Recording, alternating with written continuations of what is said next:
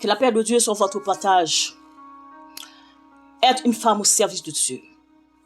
La publication de cette vidéo est motivée par l'idée de conseiller aux femmes chrétiennes, aux femmes combattantes, à toutes celles qui attendent le retour de Jésus-Christ.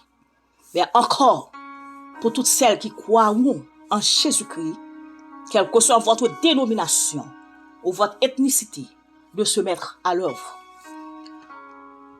Comprendre le rôle des femmes dans la société et dans l'Église, ça a toujours donné lieu à des débats enflammés. Parce que certains hommes trop machos et sexistes veulent être tout simplement accrochés à une certaine idéologie conservatrice et intolérante. Bon, moi, j'ai la grâce et le privilège d'être une femme au service de Dieu. Une femme qui a reçu l'appel de prêcher la parole. Que dit la Bible du rôle et de la position des femmes dans la société comme dans la Bible? Il est écrit dans Galates chapitre 3, verset 28, il n'y a plus ni juif, ni grec, ni esclave, ni homme libre. Il n'y a plus l'homme et la femme, car tous, vous n'êtes qu'un en Jésus-Christ. Amen. Tout le monde a sa propre identité. Une identité qui est définie par sa naissance, son sexe, sa nationalité, sa position dans la société, etc. Cependant, par-dessus tout, nous sommes que en Jésus-Christ. Nous sommes tous le corps de Christ, entre parenthèses, égaux devant Dieu. Dans Genèse chapitre 1er, verset 26, Dieu dit, faisons l'homme à notre image, selon notre ressemblance, pour qu'il domine. Le mot homme désigne ici l'homme et la femme. La femme est du même matériau que l'homme. Ils ont en commun la même nature humaine, le même souffle divin. Ils sont de la même essence. Mais ce qui les différencie, c'est le sexe, la masse musculaire, les hormones sexuelles. N'oublie pas, Dieu aime la diversité. La diversité est l'expression de sa créativité. L'humanité fait partie du monde diversifié de Dieu. La femme est l'associée de l'homme.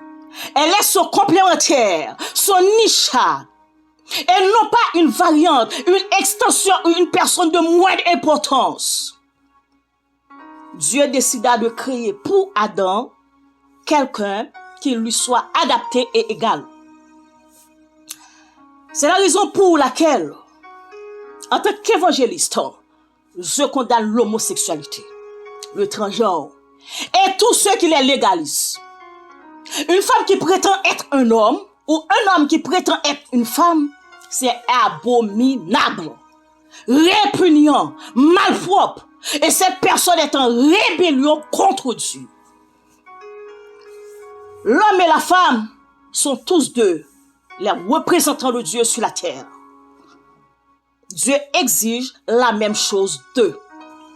Ils sont appelés à œuvrer pour le royaume partout dans le monde et à représenter le royaume où ils se placent et dans toutes les circonstances de la vie. En posant un regard sur l'Ancien Testament, on retrace l'histoire des femmes dont l'histoire nous impressionne. Ce sont des femmes courageuses qui ont joué un rôle important dans la naissance de Jésus-Christ, notre Rédempteur.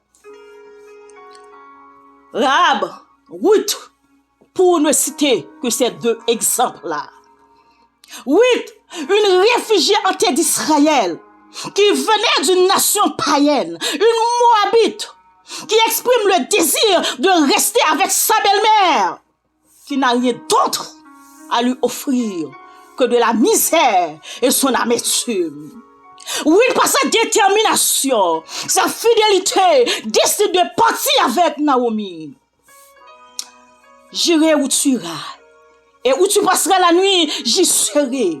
Ton peuple sera mon peuple, et ton Dieu mon Dieu. Où tu mourras, je mourrai, et là également, je serai enterré. Quelle foi, quel courage, selon Ruth chapitre 1er, versets 16 et 17. Le texte nous fait comprendre que Boaz épouse Ruth pour sa fidélité à sa belle-mère et à Dieu, et devient plus tard la grand-mère du roi David. L'un des personnages les plus importants de la Bible, l'homme selon le cœur de Dieu, selon Actes, chapitre 13, verset 22. Ruth trouve une place dans la généalogie de Matthieu comme ancêtre de Jésus-Christ. Non seulement en tant qu'étrangère, mais aussi comme celle qui met en pratique la fidélité, la foi, la détermination. Oh, la foi transforme. Ces femmes ont contribué dans le royaume de Dieu. Cela nous fait à comprendre que les femmes aussi ont leur place dans le royaume. Elles ont été créées pour le représenter, pour en parler, pour œuvrer dans le royaume de Dieu. La détermination de Ruth lui a permis d'œuvrer pour Dieu. Dieu veut nous utiliser pour l'établissement de son royaume ici-bas. Il veut que nos vies servent à faire connaître son royaume. Dieu se révèle. Il se révèle à chacun d'entre nous, hommes, femmes, quelle que soit notre nationalité, notre sexe. Dieu se sert des choses ordinaires pour accomplir des choses extraordinaires. Dieu est à l'œuvre autour de nous, en nous et à travers nous. Femmes, qu'est-ce qui vous empêche d'aller dans les profondeurs avec Dieu? D'écouter Dieu, marcher avec Dieu. Manque de temps? Créez le temps. La timidité? Non, car vous n'avez pas reçu un esprit de timidité, mais un esprit de force, d'amour et de sagesse. Avez-vous le sentiment que c'est trop difficile? Loin de là. Car porter un bébé est plus difficile. Manque de connaissance de la parole? Vous n'avez pas besoin de diplôme en théologie pour commencer. Il suffit de commencer petit à petit. Et après, le restant viendra par la suite. Ne regardez pas vos incapacités et n'ayez pas peur. Ne vous laissez pas arrêter par les commentaires conservateurs et égoïstes des machos, des gens qui ne comprennent pas l'œuvre de Dieu.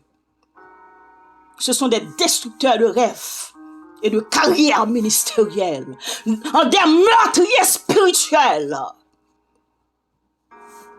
L'Esprit de Dieu n'est ni masculin ni féminin.